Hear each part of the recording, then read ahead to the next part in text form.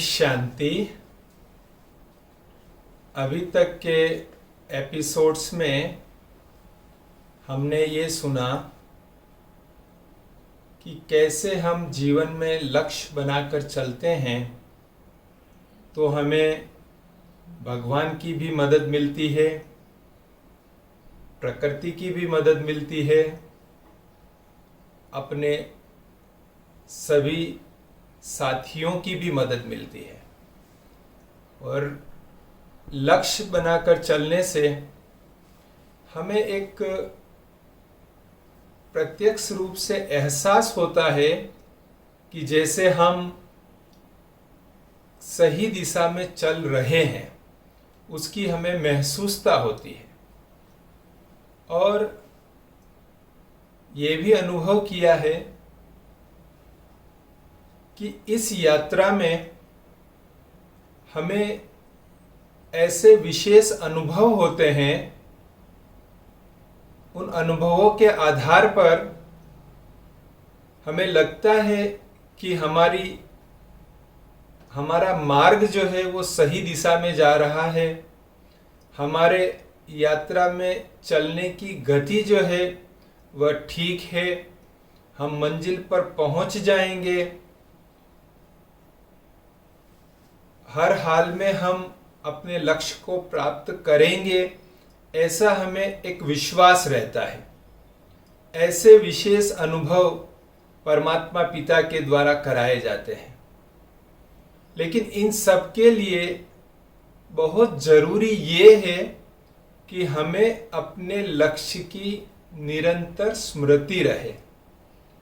कई परिस्थितियां जीवन में ऐसी आती है जो हमें इस प्रकार से उलझा देती है, हमारे मन के, हमारे बुद्धि के, हमारे पुराने संस्कारों के आवरणों को इस प्रकार से धुंधला कर देती है कि जिस लक्ष्य के साथ हम चले हैं वह लक्ष्य ही हम भूल जाते हैं और उसके बजाय किन्हीं दूसरी बातों में उलझ कर रह जाते हैं। अगर हम अपने लक्ष्य की स्मृति की कोई विधि बना लें जिससे कि हमें लक्ष्य निरंतर स्मृति में रहे, तो मैं समझता हूं कि ये यात्रा हमारे लिए बहुत सहज हो जाती है और परमात्मा पिता से, प्यारे शिव बाबा से अनेक ऐसे यादगार, सुखद, आश्चर्यजनक अनुभव होते हैं जो बार बार याद करने से हमारी खुशी और बढ़ जाती है। ऐसे ही जब मैं 2007 में पूर्ण रूप से हेडक्वार्टर मधुबन में समर्पित हुआ और अकाउंट्स की डिपार्टमेंट की सेवाओं में अपना समय व्यतीत कर रहा था, तो वर्ष 2009 में सभी सेवा स्थानों की संपूर्ण ऑडिट कराना, फाइनल अकाउंट्स तैयार करना, बैलेंस शीट्स बनाना, रिटर्न फाइल करना, ये सारी जवाबदारी आदरणीय रमेश भाई जी ने मुझे प्रदान की। पूरी टीम थी उस समय, लेकिन एक बड़ा चैलेंज उस समय हमारे सामने आया। अब तक जब तक मुझे जवाबदारी दी गई, उस दिन तक जो फाइनल अकाउंट्स होते थे, ऑडिट और सभी सेवा स्थानों से आए हुए अकाउंट्स की समरी की जो एंट्री होती थी, वो डी बेस के एक प्रोग्राम में होती थी जो मुझे बिल्कुल नहीं आता था।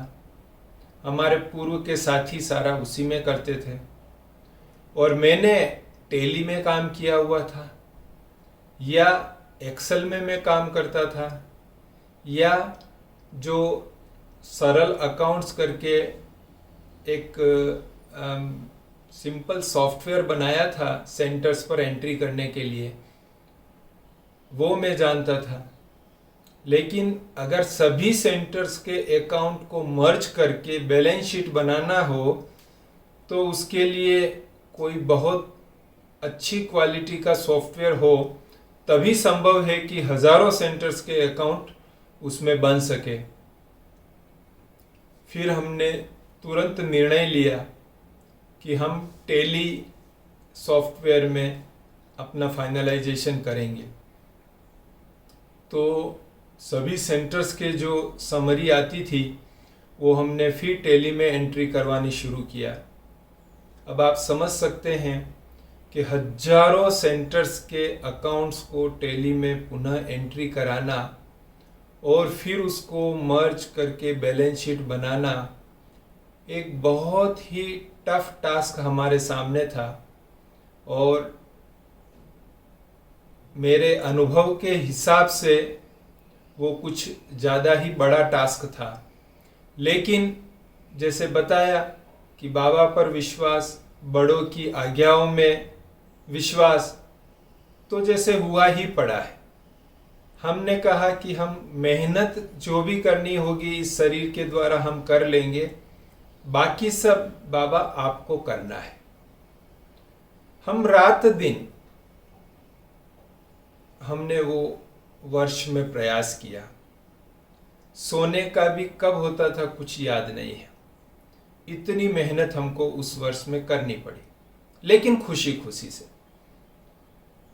और खुशी की बात यह है कि हमको सफलता मिली और अकाउंट्स जो है समय पर तैयार हो गए, रिटर्न समय पर फाइल हो गए।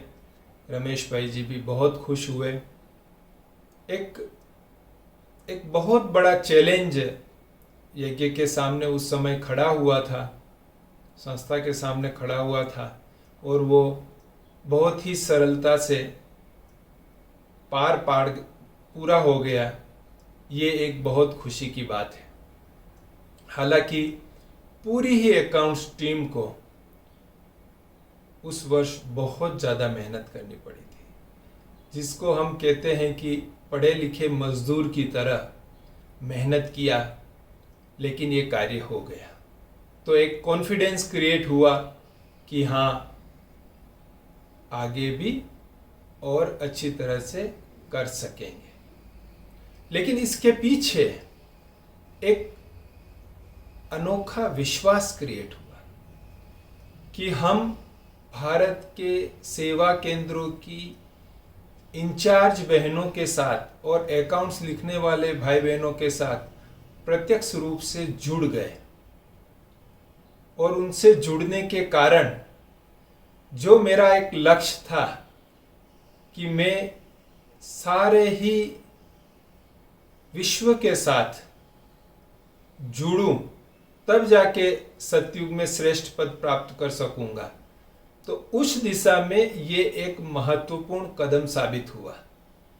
और मुझे लगा कि हाँ, मैं अपने लक्ष्य की तरफ आगे बढ़ रहा हूँ और उसमें परमात्मा की, बड़ों की मुझे प्रत्यक्ष आशीर्वाद है कि मैं उस तरफ आगे बढ़ूं। तो इस प्रकार से यह एक माइलस्टोन कहते हैं अपनी यात्रा का, तो एक महत्वपूर्ण माइलस्टोन ये हमने महसूस किया और बहुत अच्छी तरह से वो हो गया। उसके बाद बाबा ने एक बहुत विशेष प्रोजेक्ट नेक्स्ट ईयर उसके बाद ही करवा दिया। ये आपको पता है, हर वर्ष अप्रैल मास में अपने ब्रह्मा कुमारी संस्था की एनुअल मीटिंग यहाँ मुख्यालय आबू में होती है, जिसमें भारत भर से 1500-2000 भाई बहनें जो मुख्य सेवाओं में इन्वॉल्व होते हैं, वो आके 7-8 दिन तक विशेष मीटिंग करते हैं और सेवाओं का प्रोग्राम बनाते हैं आगामी वर्ष का। तो ये 2010 के मीटिंग के पहले की बात है।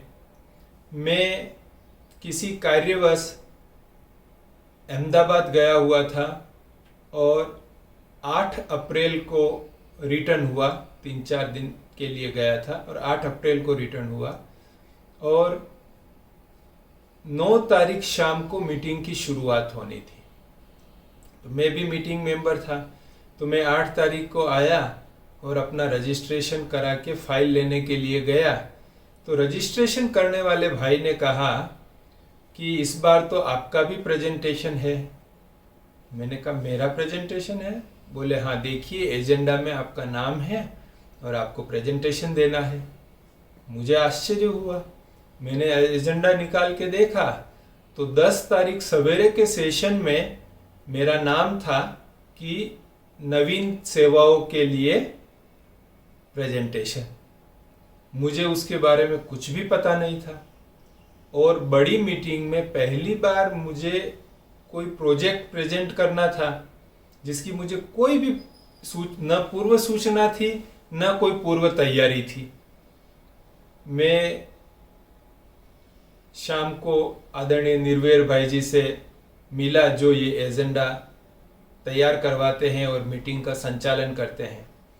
तो मैंने भाई जी को कहा, भाई जी आपने एजेंडा में मेरा नाम डाला है नवीन सेवाओं में के लिए प्रेजेंटेशन, पर मेरे तो कोई तैयारी नहीं है। आपके मन में क्या विचार है मेरे प्रति, ताकि मैं उस हिसाब से तैयारी करूं। तो उन्होंने कहा कि बस बाबा को याद करो और बाबा कोई अच्छा टचिंग कराएगा तो हो जाएगा। मैंने कहा ठीक है भाई साहब, बड़ों ने बोला माना हो गया, यही मैं समझता हूँ। तो मैं निश्चिंत था। मैं घर पे गया, रूम पर गया, रात्रि विश्राम किया। सवेरे अमृत वेले जब बाबा की याद में बैठा तो एक विशेष प्रोजेक्ट की टचिंग हुई और उसको मैंने पेपर पर लिखना शुरू किया और 1-1.5 घंटे में ही 100 करोड़ मिनट शुभ भावना बैंक का प्रोजेक्ट बन गया, जिसका मैंने काफी अच्छा विस्तार से लिख लिया और एक दिन में मैंने उसकी 9 तारीख को पूरा उसका अच्छी तरह से उस प्रोजेक्ट का प्रारूप बना लिया। मुझे खुद को आश्चर्य हो रहा था कि कभी मैंने ऐसा तो सपने में भी सोचा नहीं था कि ऐसा कोई प्रोजेक्ट करना है, कोई विचार है। इसलिए ये एक प्रत्यक्ष अनुभव हुआ कि ये मेरा अपना विचार नहीं था। ये प्रोजेक्ट बनाने में भी कहीं मेरी बुद्धि काम लगी हो ऐसा नहीं थी। ये संपूर्ण परमात्मा पिता के द्वारा की हुई टचिंग थी कि जिसके आधार पर मैं 1-1.5 घंटे में ये प्रोजेक्ट बना सका। खैर 10 तारीख जब मेरा नाम पुकारा गया तो मैंने पावर पॉइंट के बिना ही हाथ में पेपर लेकर सभा के सामने 15 मिनट में अपना ये प्रोजेक्ट पूरा अच्छी तरह से प्रस्तुत किया। और आश्चर्य की बात यह है कि मेरे प्रेजेंटेशन के तुरंत बाद ही स्टेज से भी और सभा से भी कई बहनों भाइयों ने इसका समर्थन किया, अनुमोदन किया, सपोर्ट किया कि ये बहुत अच्छा प्रोजेक्ट है और इसको बहुत अच्छी तरह से करेंगे। मुझे परमात्मा पिता के लिए इतना धन्यवाद निकल रहा था कि कैसे वो मेरे लक्ष्य की तरफ मुझे आगे बढ़ाने में मदद कर रहे हैं। वो एक ऐसा प्रोजेक्ट था जो पूरे विश्व में कई देशों में चलाया गया और भारत में तो विशेष 24 जून से लेकर 15 अगस्त तक ये प्रोजेक्ट चला। इसमें बहुत सिंपल चीज़ था। हम एक पेम्पलेट बनाकर उसमें थोड़ी कमेंट्री लिखकर, विशेष संकल्प लिखकर सभी को देते थे कि हमें अपने स्वयं के प्रति क्या शुभ भावनाएं रखनी है, अपने परिवार के प्रति क्या शुभ भावनाएं रखनी है और अपने ऑफिस में जो जाते हैं, कार्य व्यवहार हैं, मित्र संबंधी है, उनके प्रति शुभ भावनाएं रखनी है और संपूर्ण विश्व के प्रति शुभ भावनाएं रखनी है। और पूरे दिन में कम से कम 5 मिनट हम इन शुभ भावनाओं का प्रयोग करें। वो किसी भी समय कर सकते हैं, किसी भी स्थिति में कर सकते हैं कि ये मेरा शरीर बहुत अच्छा है, मुझे बहुत मदद मिल रही है इस शरीर से, ये शरीर मुझे लक्ष्य प्राप्ति में मदद कर रहा है, ये हमारे परिवार वाले बहुत अच्छे हैं, सभी बहुत शांति से मेरी बात सुनते हैं, सभी मेरी बात को रिस्पेक्ट देते हैं, सभी बहुत हिल मिल कर रहते हैं, सभी का स्वास्थ्य बहुत अच्छा है, सारा विश्व बहुत अच्छा है, ये विश्व एक रहने का सुंदर स्थान है, ये और अच्छा बनता जा रहा है। इस प्रकार की 5 मिनट तक शुभ भावनाएं देने का। अगर आपका कोई काम नहीं हो रहा हो तो उसके लिए शुभ भावनाएं देने का कि आपका काम हो जाएगा, ये काम बहुत अच्छा हो गया है, इसके बहुत अच्छे रिजल्ट मिले हैं, जैसा हम चाहते थे उससे भी अच्छा हो गया है। इस प्रकार से शुभ भावना रखने का। कोई बीमारी है तो उसके लिए शुभ भावना कि मैं बिल्कुल ठीक हो गया हूँ, सारे रिपोर्ट्स बहुत नॉर्मल हैं और अभी मैं एकदम तंदुरुस्त हूँ। इस प्रकार से शुभ भावनाएं रखने का। तो हर प्रकार से जिस व्यक्ति को जिसकी भी जरूरत है उसके लिए शुभ भावनाएं रखने का कि जैसे कि यह कार्य हो चुका है। तो ये सबको करवाना था। तो पूरे भारत में भाई बहनों ने बहुत पर्चे छपवा कर या आबू से मंगवा कर इस प्रोजेक्ट को बहुत धूमधाम से किया। और जब ये प्रोजेक्ट समाप्त हुआ तो वो मुझे सभी सेंटर से वो मिनट्स एक्सेल में लिखकर मुझे भेजते थे। और हमारे साथी सीए कृष्णा भाई जी, उन्होंने एक्सेल में बहुत सुंदर उस समय एक प्रोग्राम बनाया जो सभी स्थानों से आने वाले एक्सेल के डेटा को मर्ज करता था ऑटोमेटिक। और इस प्रकार से हमने काउंट किया तो 100 करोड़ की जगह 250 करोड़ मिनट्स शुभ भावना के कलेक्ट हुए थे। तो ये एक बहुत ही वंडरफुल प्रोजेक्ट का अनुभव रहा। और बाबा ने इस प्रोजेक्ट के द्वारा मुझे संपूर्ण विश्व की आत्माओं के साथ जो इस ज्ञान मार्ग से जुड़ी हैं, प्रत्यक्ष या अप्रत्यक्ष रूप से उनके साथ मुझे जोड़ लिया। तो मुझे इतनी खुशी हुई कि जो मेरा लक्ष्य है कि मैं विश्व की सभी आत्माओं के साथ जुड़ूं, वो कैसे परमात्मा पिता ने सहज रीति से बिना कोई खर्च किए मुझे संभव करा दिया। तो इसी प्रोजेक्ट से एक और विशेष अनुभव निकला और वो वाकई बहुत वंडरफुल था। जैसा कि मैंने पहले बताया कि हम अकाउंट्स के लिए टैली का प्रयोग करते थे, लेकिन टैली में भी क्या होता था, हर एक सेंटर वाले अपने अकाउंट्स सरल नाम का एक सॉफ्टवेयर जो बनाया हुआ था उसमें एंट्री करते थे और उसमें से समरी प्रिंट लेके हर मास आबू भेजते थे। यहाँ हमारी पूरी टीम बैठकर पूरी इंडिया से आने वाले उस समरी को फिर टैली में एंट्री करते थे।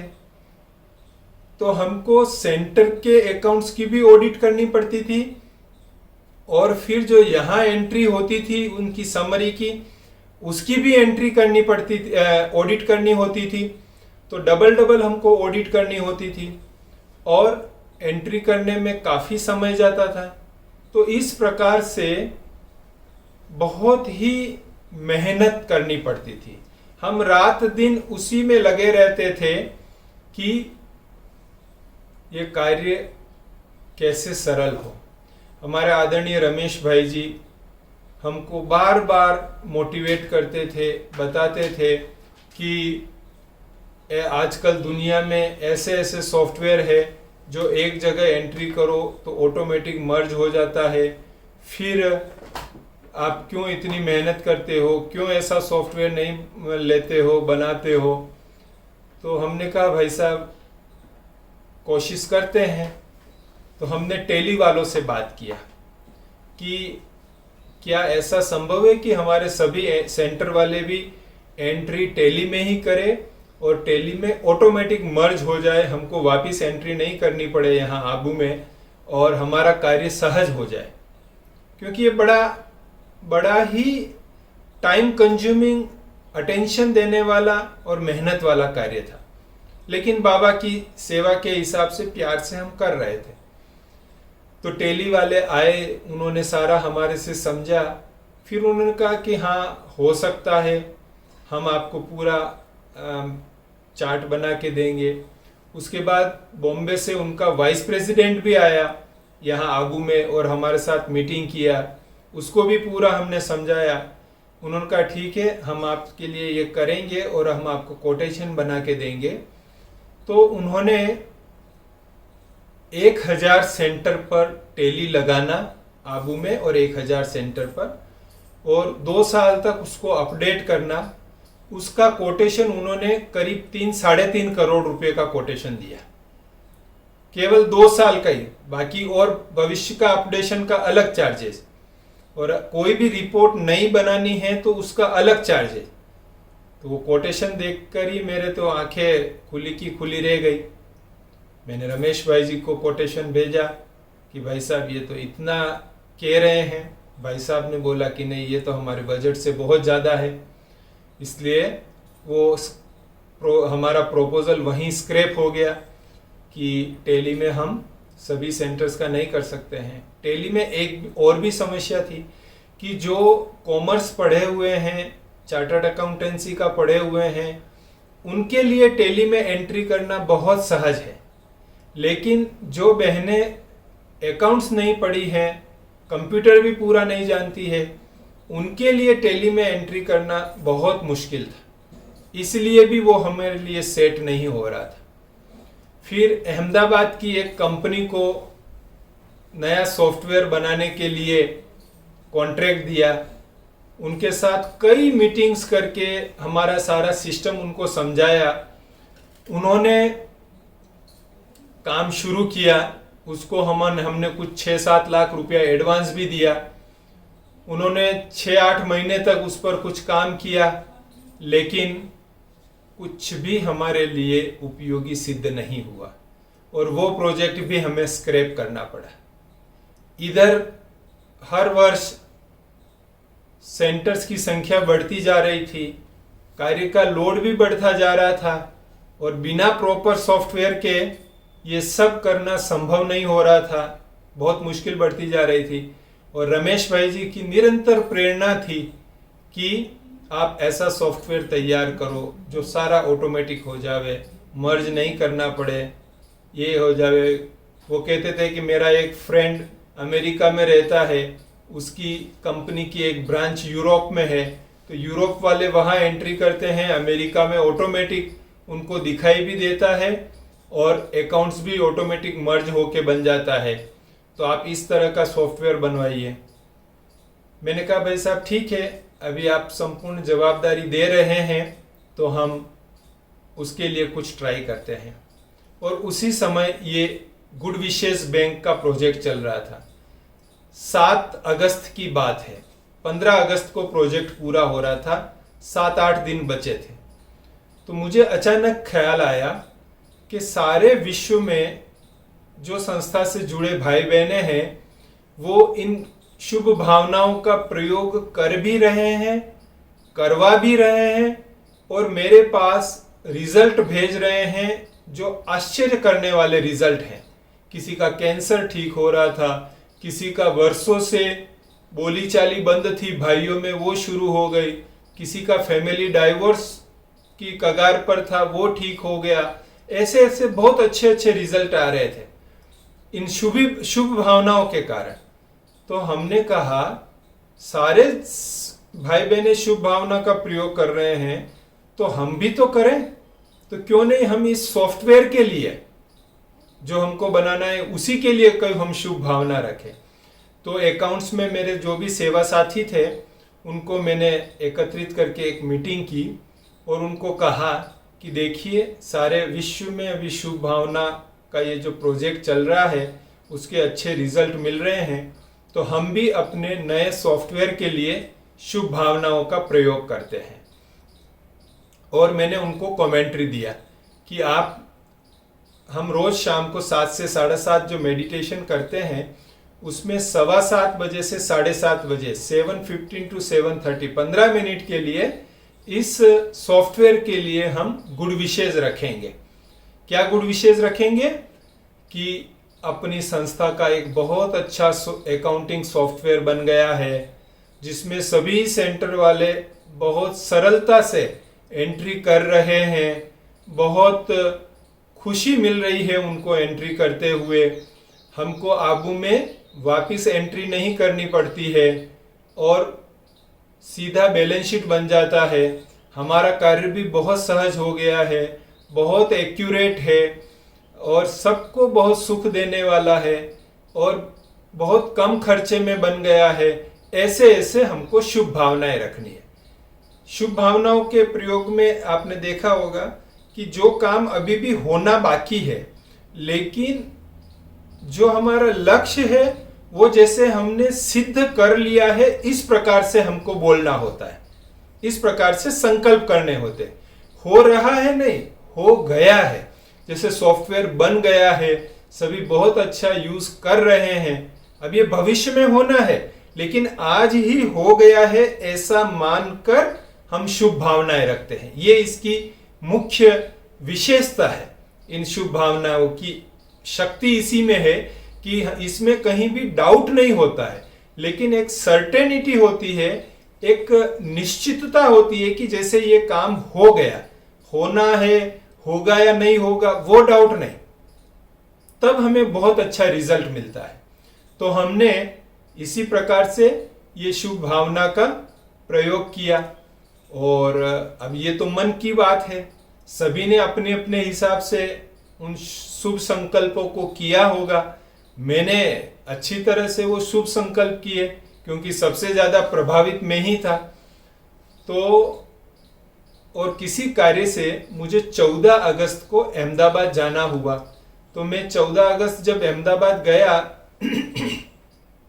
रात्रि को वापस रिटर्न हो रहा था, तो मुझे हमारे मणिनगर सेंटर से हमारे विष्णु भाई है, उनका फोन आया और उन्होंने कहा कि ललित भाई आप एक सॉफ्टवेयर बनाने की बात कर रहे थे। मैंने कहा हाँ।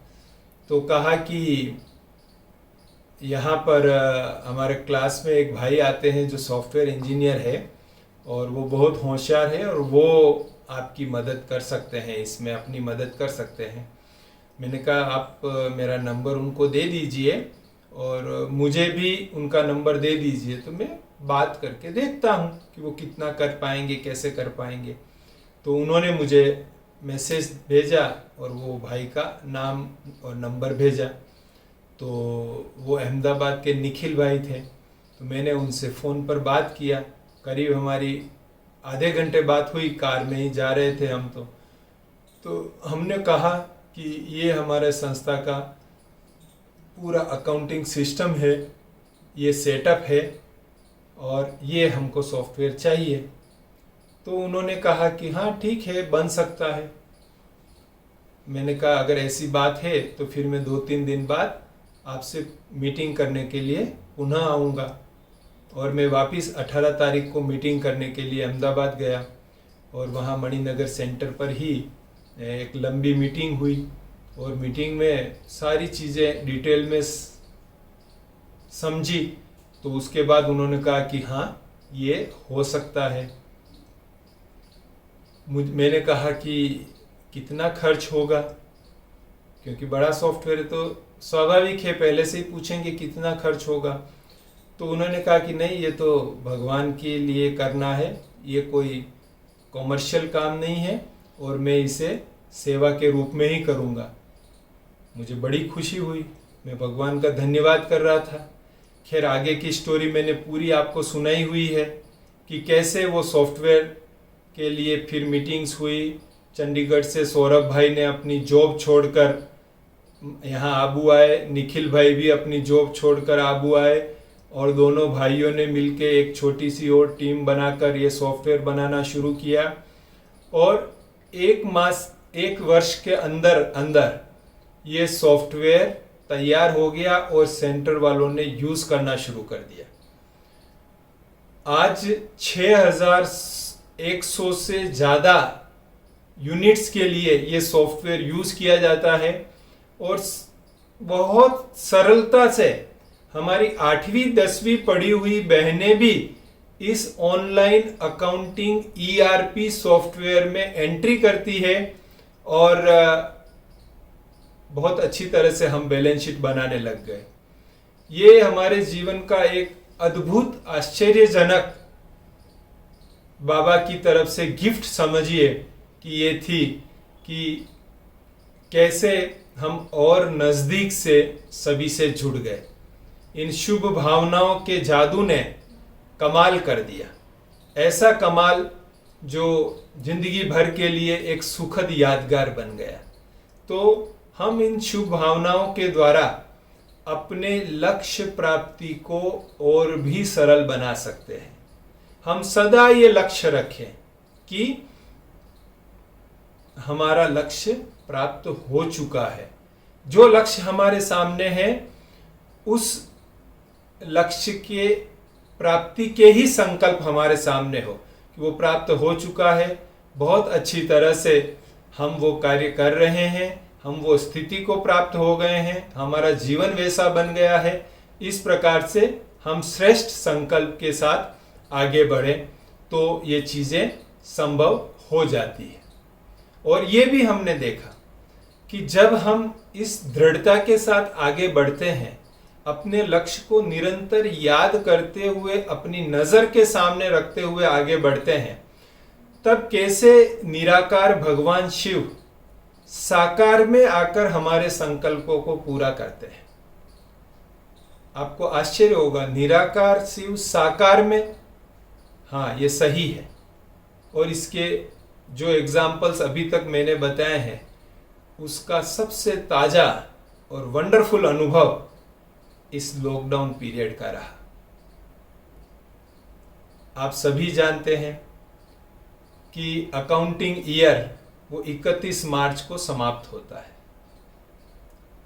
और अपनी संस्था में 6 मास का ऑडिट होता है और फिर अप्रैल के बाद बाकी के 6 मास का या बचे हुए 3 मास का ऑडिट होता है।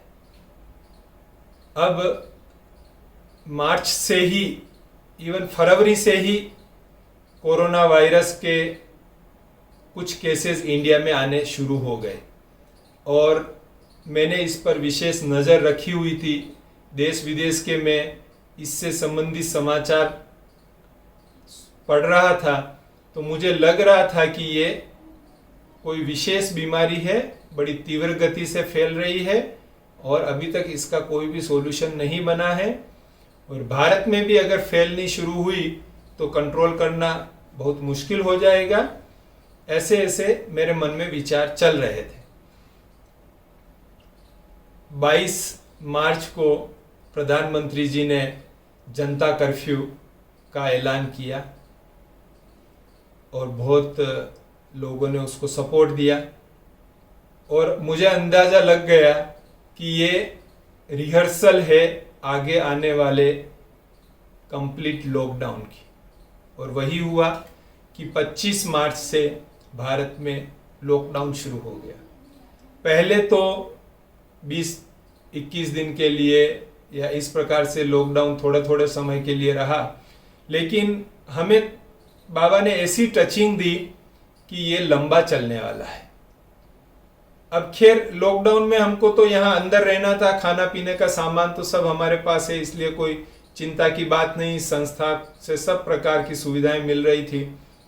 लेकिन 31 मार्च को वर्ष समाप्त हो रहा था और अप्रैल 19 से हमने वार्षिक ऑडिट का प्रोग्राम भी बना दिया था। सभी सेंटर्स को भेज दिया था कि कौन से सेंटर की ऑडिट किस तारीख को होगी, कौन से जोन की ऑडिट किस तारीख को होगी। सारा ही प्रोग्राम अगस्त तक का बना के सभी सेंटर पर भेजा हुआ था।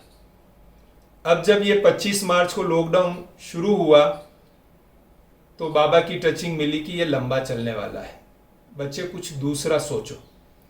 तो तुरंत हमने हमारे सेवा साथियों की मीटिंग की और उनके सामने हमारी बात रखी कि ये लंबा चलने वाला है और हर साल जिस प्रकार से हम ऑडिट करते आए हैं उस प्रकार से ऑडिट इस बार नहीं कर सकेंगे, पर ऑडिट तो करना जरूरी है क्योंकि सरकार की निर्धारित तिथि तक हमें ऑडिट रिपोर्ट फाइल कराना और बैलेंस शीट ITR फाइल कराना जरूरी है।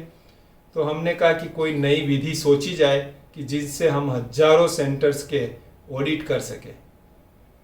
तो सभी से राय सलाह हुई और जो हमारा कनेक्ट वन सॉफ्टवेयर बना, जिसकी मैं अभी आपको बात कर रहा था, उस कनेक्ट वन सॉफ्टवेयर के में ही ऑनलाइन ऑडिट का सॉफ्टवेयर बनाने का डिसाइड किया कि ऐसी फैसिलिटी बनावे जो हम ऑनलाइन ऑडिट कर सके।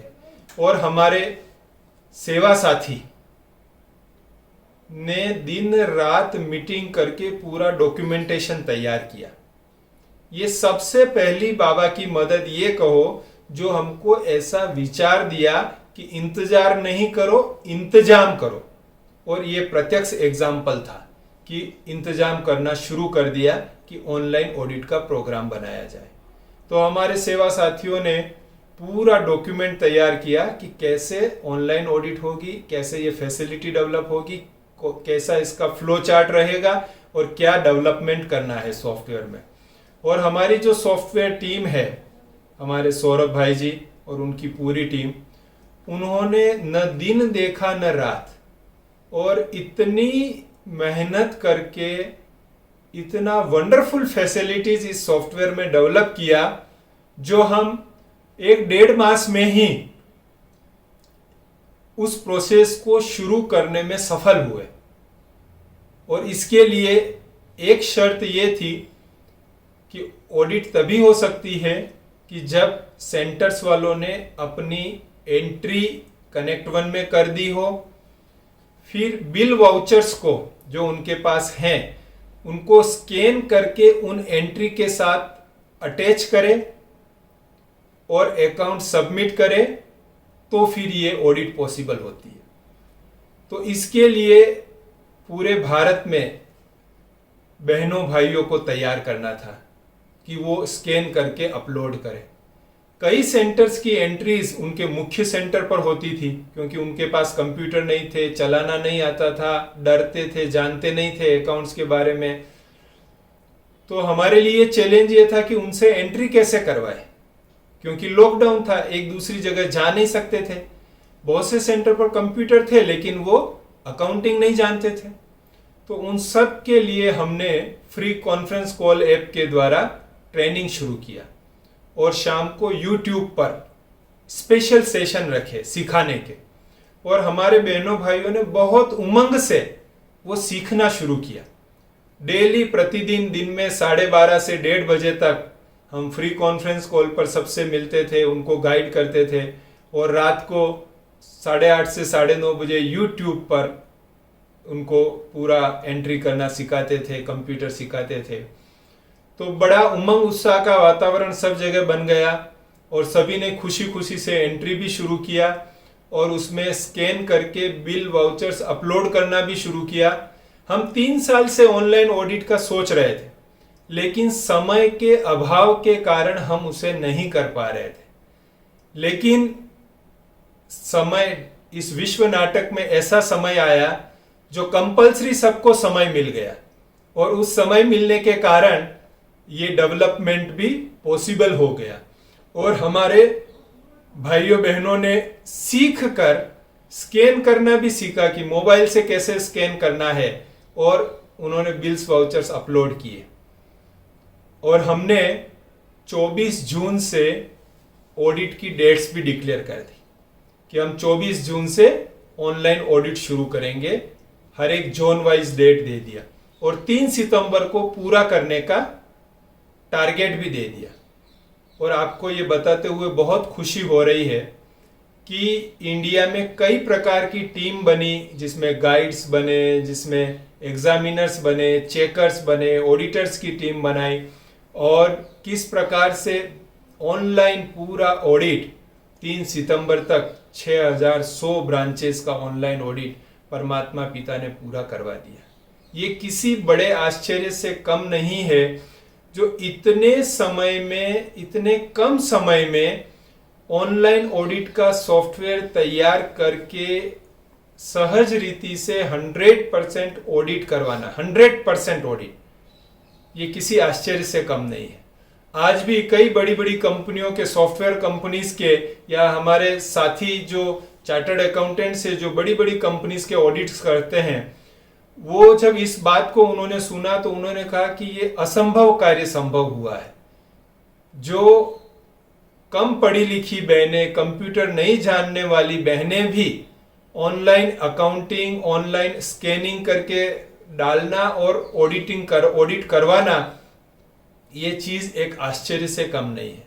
लेकिन मेरे लिए ये आश्चर्य से ज्यादा खुशी की बात है कि जो विश्वास हमने रखा, जो दृढ़ निश्चय हमने रखा, जो संकल्प हमने किया, जो परमात्मा पिता ने हमें अनुभव कराया कि कैसे निराकार भगवान शिव साकार में आकर अपना कार्य करते हैं। अगर हमारे इरादे नेक हैं, हमारा लक्ष्य स्पष्ट है, हमारे संकल्प दृढ़ निश्चयी हैं, सत्यता है, पारदर्शिता है, तो कैसे हमको भगवान की मदद मिलती है और हम और नजदीक सबसे जुड़ गए। इसमें एक बहुत बड़ा और एक जो सुखद आश्चर्य हुआ वो ये हुआ कि अप्रैल मास से ही हमने इंडिया के जो हमारे समर्पित बहने भाई हैं अकाउंट से जुड़े हुए, उनसे फ्री कॉन्फ्रेंस कॉल के द्वारा दिन में 12:30 से 1:30 बजे प्रतिदिन मिलने का शुरू किया था। तब विचार था कि 10-15 दिन में जो जरूरी कानूनी बातें होंगी वो बता के पूरा कर देंगे। लेकिन बातों में बातें निकलती गई, नई नई बातें उनकी तरफ से पूछी गई और वो सब बताते बताते आज अक्टूबर 2020 हो गया है। अप्रैल से शुरू किया हुआ वो प्रोसेस अभी तक भी चालू है, निरंतर चालू है, बिना एक भी छुट्टी के चालू है और इतने नजदीक पूरे परिवार के हम आ गए हैं। एक छोटा सा जैसे ग्लोबल फैमिली जो है वो महसूस होता है। तो ये और भी हमें लक्ष्य के करीब ले जाता है कि कैसे सतयुग में हम सब एक साथ होंगे, एक परिवार में होंगे, एक साथ जुड़े होंगे। इसका अनुभव अभी से हमको करा रहे हैं। इसीलिए मैं कहता हूं कि हम लक्ष्य तो जरूर बनावे, लेकिन लक्ष्य को निरंतर स्मृति में रखें और लक्ष्य की निरंतर स्मृति हमें ये अनुभव कराएगी कि हम यात्रा पर ठीक तरह से आगे बढ़ रहे हैं। परमात्मा की मदद हमको ये अनुभव कराएगी कि हम सही राह पर हैं और तीव्र गति से अपने लक्ष्य की ओर बढ़ रहे हैं। तो मैं यही शुभकामना रखता हूं कि आप भी अपने लक्ष्य को स्पष्ट रूप से देखें, उसे महसूस करें, उसे अनुभव करें और निरंतर उसकी स्मृति रखते हुए उसको आप प्राप्त करें। यही दिल की शुभ भावना है। अच्छा, ओम शांति।